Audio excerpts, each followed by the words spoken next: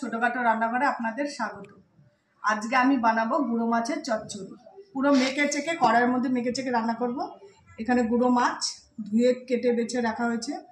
এখানে হচ্ছে পেঁয়াজ কুচি, টমেটো কুচি, রসুন কুচি, কাঁচা লঙ্কা, ধনেপাতা কুচি আর হচ্ছে দুটো আলু কুচিয়ে নিয়েছি। মেখে চেকে কড়াইতে একবারে রান্না করব।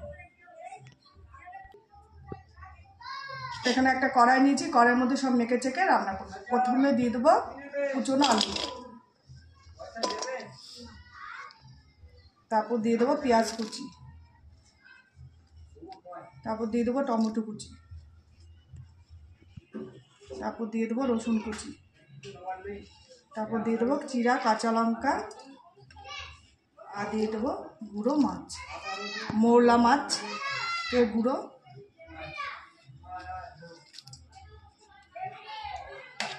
আর এখানে জিরের গুঁড়ো, ধনের গুঁড়ো মিশানো আছে, লঙ্কা গুঁড়ো আর হলুদ একসাথে সব কিছু মেখে নেব।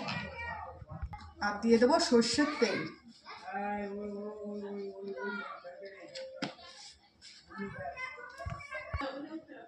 দিয়ে দেবো লবণ পরিমাণ মতো।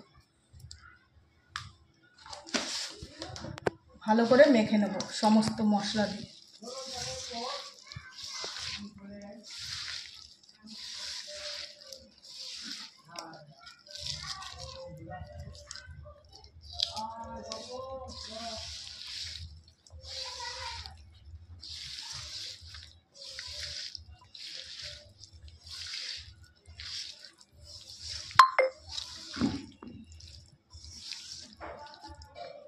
দিয়ে দেবো সামান্য পরিমাণ জল,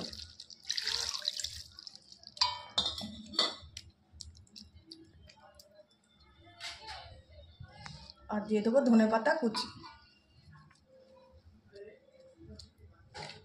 একটা স্টিলের থালা নিয়েছি, এটাতে ভালো করে ঢেকে দেবো। ঢেকে কড়াইতে বসিয়ে 15-20 মিনিট ভাপিয়ে নেব। এবার গ্যাসের ওভেনে কড়াইটা বসিয়ে দিয়েছি। মিনিমাম 15-20 মিনিট এটা আমি ভাপিয়ে রান্না করব। বন্ধুরা 15-20 মিনিট পর চলে এসেছি, একটু দেখে নেব ঢাকনিটা খুলে কতটা হয়ে এসছে মাছ চচ্চড়া। দেখুন মাছ চচ্চড়া প্রায় হয়ে এসছে, আর 10 মিনিট মতো আবার ঢাকনি দিয়ে ভাপিয়ে নেব।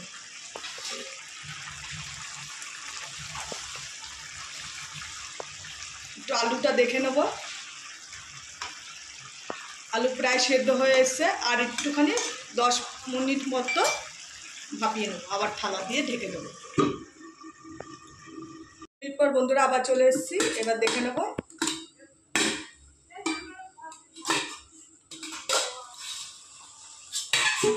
দেখুন বন্ধুরা চচ্চড়া প্রায় হয়ে গেছে। এবার গ্যাসের ওভেন বন্ধ করে নামিয়ে নেব।